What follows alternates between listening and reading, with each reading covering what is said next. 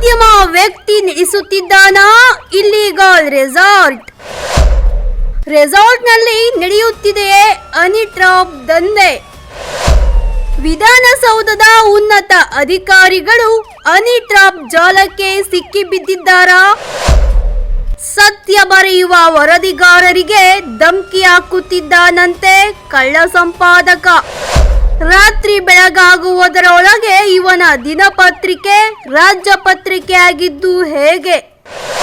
ಲಕ್ಷ ಲಕ್ಷ ಜಾಹೀರಾತು ಅನುದಾನಕ್ಕೆ ಕನ್ನ ಹಾಕುತ್ತಿದ್ದಾನಂತೆ ಕಳ್ಳ ಸಂಪಾದಕ.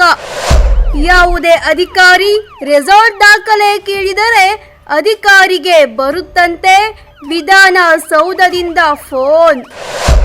ಅಕ್ರಮ ರೆಸಾರ್ಟ್ ಮಾಲೀಕ ಕಂ ಸಂಪಾದಕ ಬೆಸ್ಕಾಂ ಸಂಸ್ಥೆಗೆ ಇಟ್ಟನೆ ಲಕ್ಷ ಲಕ್ಷ ಉಂಡೆನಾಮ.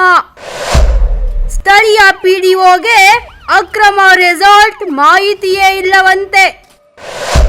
ಅಕ್ರಮ ರೆಸಾರ್ಟ್ನ ಸುಮಾರು 14 ಎಕರೆ ಜಾಗ ಸಂಪಾದಕನಿಗೆ ಸಿಕ್ಕಿದ್ದು ಹೇಗೆ?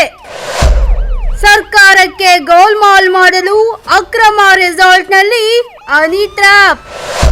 ಹನಿ ಟ್ರ್ಯಾಪ್ ಬಲೆಗೆ ಬಿದ್ದರೆ IAS IPS ಅಧಿಕಾರಿಗಳು.